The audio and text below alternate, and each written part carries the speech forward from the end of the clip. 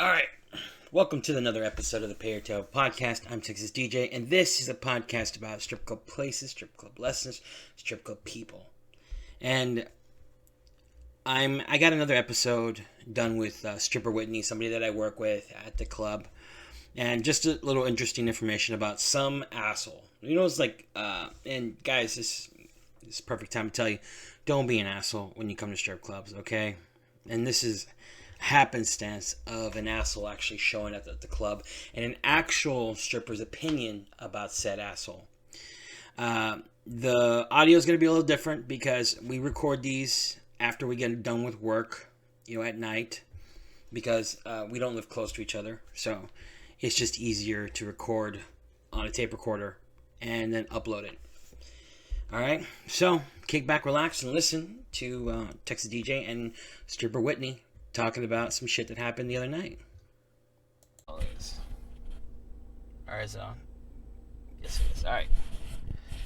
So we were talking about Winnie the Pooh. Well, just start with what happened. So this overly confident person. A little louder. This overly confident person today.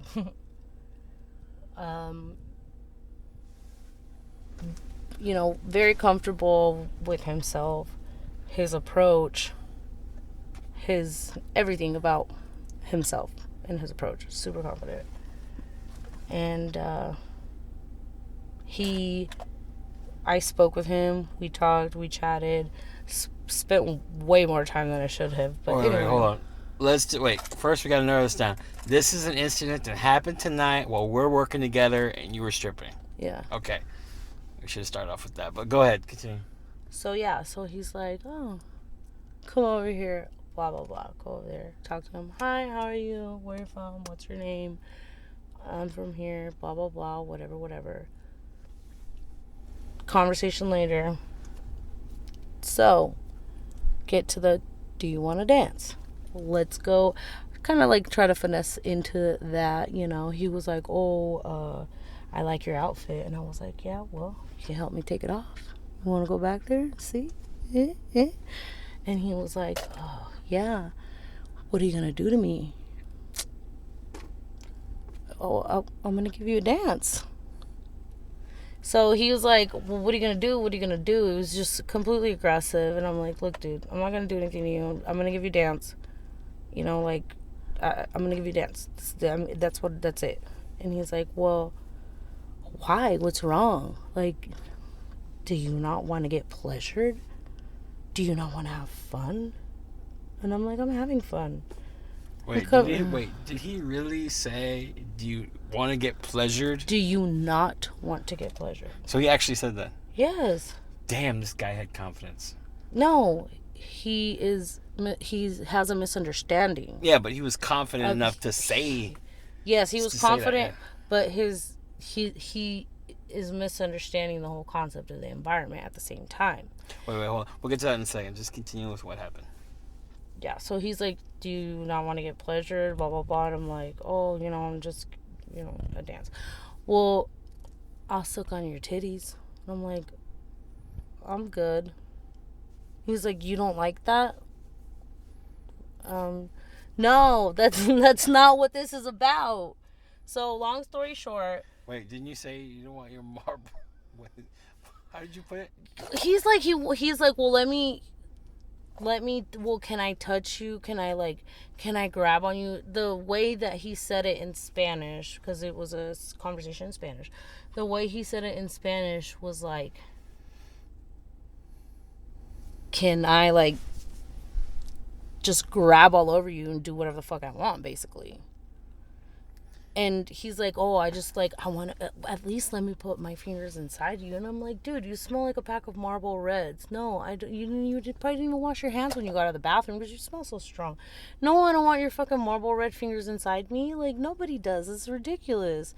Like, your breath smells like you haven't flossed your teeth in a year and a half. And you no, absolutely not. And he's like, oh, well, then why are you here? I'm like, this is still a job for some people. Maybe somebody goes there for fun. I mean, I'm sure I've met people that do, of course, but Can you think of one? I can't think of one. come on. No, for pleasure? No, nobody. I can't think of a single person that goes there for pleasure. Rosie. No, I'm not going to cut that out. It's not a real name anyway. Anyway, continue. No, it's not a real name. Who, me? Yes, you No. Yes, you did. No, okay, look, hold on. I didn't try to have a baby with that. I made a joke one day. And I know that I'm interrupting the story, but look. So there was this girl named Rosie who has had 12 kids by now. Fertile Myrtle. Yeah, yes. Fertile Myrtle. Fertile Myrtle. Who I was all like, hey, you know what? I want to have a baby. You baby can fever. Get pregnant. You knew she got pregnant every time she smashed somebody. Yeah. And so I was like, look, I go, how about that? You know what? And I will get us a 2-bedroom apartment, and you can stay with me, and we can raise the kids. Yeah, I did. You I did. I You told her even that. offered the apartment. I remember that. Oh, so my I was all like, and I would have to say I was only like 5% serious. No, okay? I'm gonna say you were like 85%. No, I was only 5% serious because I was jokingly when I said it, and I was turning to walk away, and she's like, "Well, you know what? What else would I get?" I was like, I stopped from walking away, and I was like, "What?" She basically wanted a car. She wanted this. She wanted that. Yeah, and I'm like, and I was all like, because I had to go back to the DJ booth, and I was like, wait a minute. You want to? I had to. I stopped. No, because I was turning. Because I was in the middle of like doing something, and I just happened to say that. That's why I said I was only 5% serious.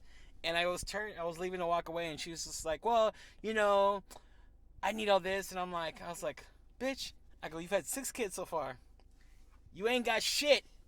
You don't have custody of any of your kids." I go, "The most you've gotten out of any of your baby's daddies was a temporary place to stay, and you've got restraining orders against motherfuckers. I mean, I'm sorry, they have it against you because you get drunk and come on over when they're with the families." Yes, happened a couple times. And you want to talk all this shit? I go, I guess you just didn't want a guy that didn't have a prison record, actually has a savings account. She wanted a pen pal, a future pen pal. Oh yeah. That's funny. The greed behind her response is definitely, yeah. She was like, and I want a car, and I do remember that. So that is the type of girl I would say goes there for pleasure. But everybody else, you know, and I tell guys, okay, because I mentioned this, and I want to say this, that, you know, you have to treat them like people. You have to treat strippers like people. Okay? I've always said that. Of course, because, like, we don't want to go there and, like, get treated like we get treated like objects. Like, oh, you don't enjoy this, like, you know, that's exactly what we want. We want to get treated like people. Like, I would love it if somebody went over there and acted like it was like a first date. Like, that would make a woman, and especially somebody in that environment, more excited about entertaining that company, you know, because it makes it a little bit more exciting. It's like, now we're not entertaining you, you're entertaining us, and like, it's a complete difference. But people just go there and they assume that we're there for pleasure and that we want their cigarette smelling fingers in our... So when you go to a strip club, you have to treat it like you're on a first date. Like, you might get someone nibble on your neck while the dance is going on, but that's about it. There's no third. There's no home base. There's a limit to what goes on. Except for, like I've said before in the other podcasts, was that 10 to 15% of strippers will fuck you for money. But that's not a full percentage. If we've got 20 girls in the house, that's like 2. You have to understand, that's not every girl. A lot of girls are doing it for money because it's a business. But if you're being rude and aggressive at the same time, even if somebody does that and they approach you, you're rude, you're aggressive, you feel like you're in control of a situation that in reality, like, you came here, you know, like, yeah, that's insulting. But at the same time, like, that doesn't make people want to do that.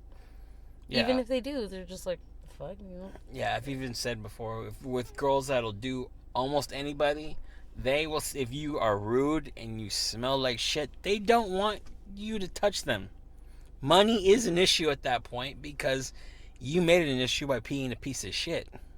Not all money is good money. Yeah, completely agree. Definitely. Do you have any other things you'd want to tell people, like how not to be an asshole? Maybe like shower before you go. Shower before you go.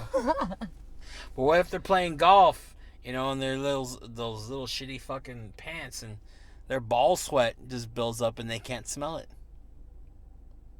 I mean, I was being sarcastic. You have a hygiene issue if one day worth of 18 holes is literally 18 holes.